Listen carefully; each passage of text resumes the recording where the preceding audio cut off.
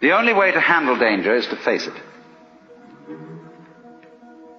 If you start getting frightened of it, then you make it worse.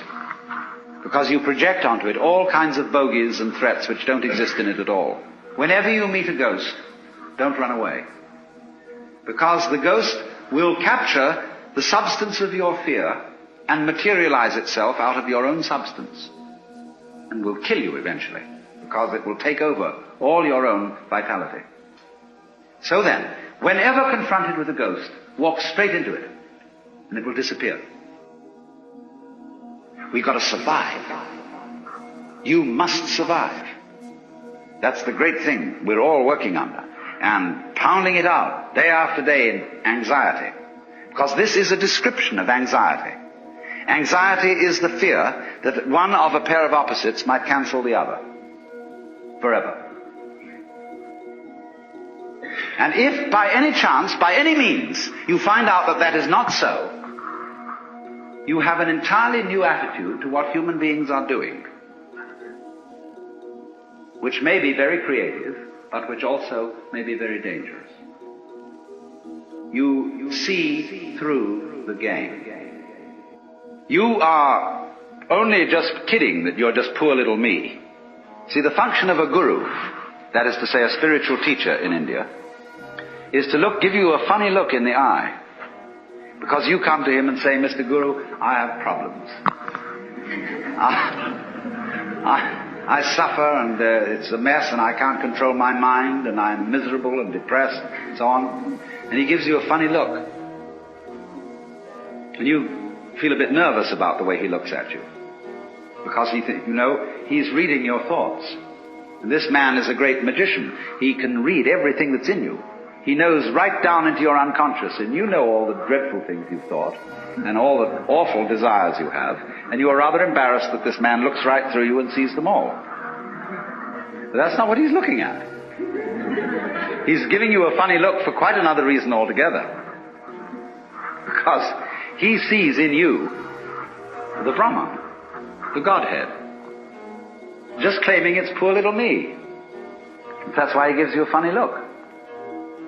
And why he seems to see right through you. As if to say, Shiva, old boy, don't kid me. I know who you are. But you're coming on beautifully in this act. That you're somebody else altogether.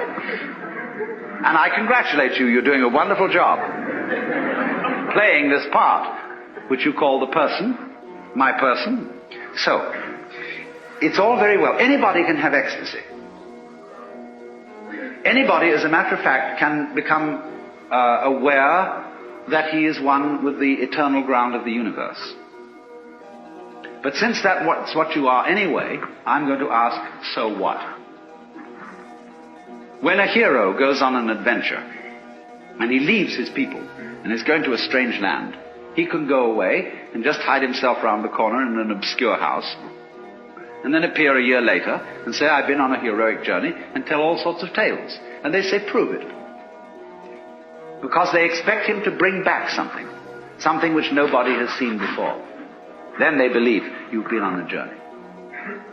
So in the same way exactly, anybody who goes on a spiritual journey must bring something back. Because if you just say, oh man, it was a gas. Anyone can say that.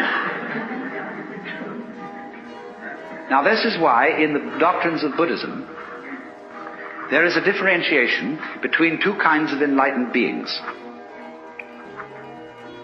They are both forms of Buddha, which is to say the word Buddha means somebody who has awakened, who has discovered the secret behind all this.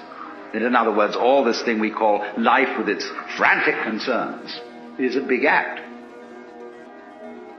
which you, in your unconscious depths, are deliberately setting up. So you can do one of two things when you discover this. You can become what's called a pratyeka Buddha. That means a private Buddha, who doesn't tell anything. Or you can become a bodhisattva. Pratyeka Buddha goes off into his ecstasy and never is seen again. Bodhisattva is one who comes back and appears in the everyday world and plays the game of the everyday world by the rules of the everyday world. But he brings with him upaya. He brings with him some way of showing that he's been on the journey, that he's come back, and he's going to let you in on the secret too. If you will play it cool and also come back to join in the everyday life of everyday people. The first thing then is to discover what indeed you do love, if anything, and you will find there is something. And then go into the nature of that. Now it's said that selfish people love themselves is something which you thought was other than yourself. Even if it be very ordinary things such as ice cream or booze, in the conventional sense, booze is not you, nor is ice cream. It turns into you in a manner of speaking when you consume it, but then you don't have it anymore. And so you look around for more in order to love it once again. But so long as you love it, you see, it's never you. When you love people, even however selfishly you love them, because of the pleasant sensations they give to you, still, it is somebody else that you love. And as you inquire into this, as you follow honestly your own selfishness, many interesting transformations begin to come about in you. One of the most interesting transformations of being directly and honestly selfish, in the same way that, for example, cats are, is that you stop deceiving people. If what you define as you is inseparable from everything which you define as not you, just as front is inseparable from back, then you realize that deep down between self and other there is some sort of conspiracy.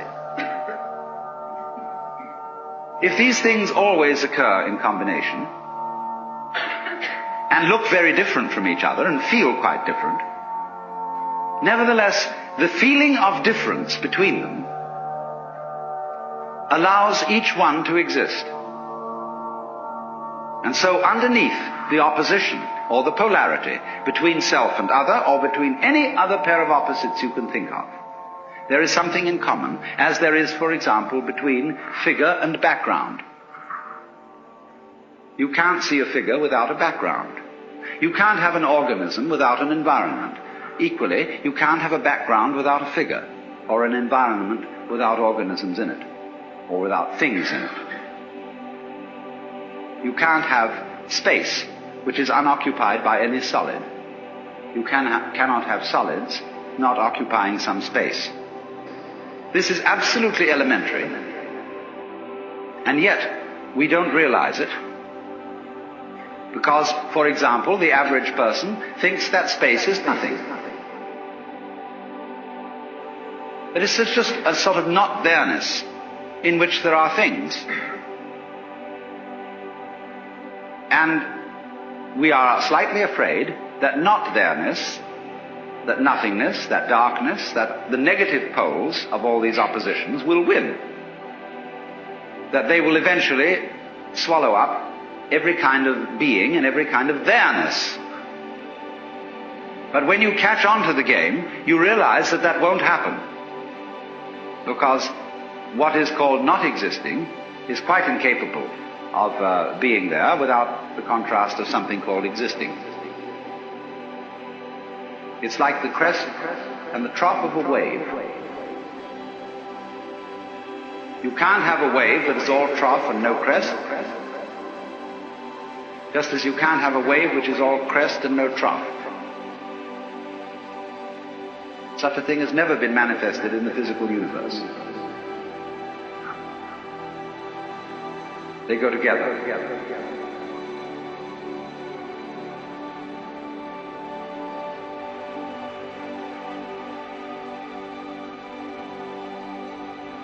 And that is the secret.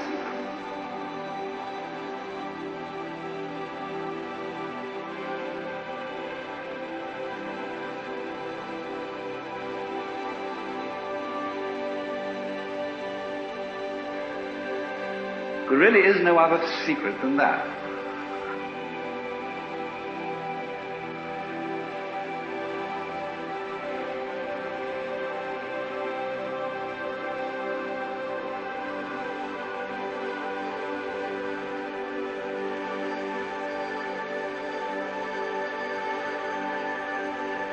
That is the secret.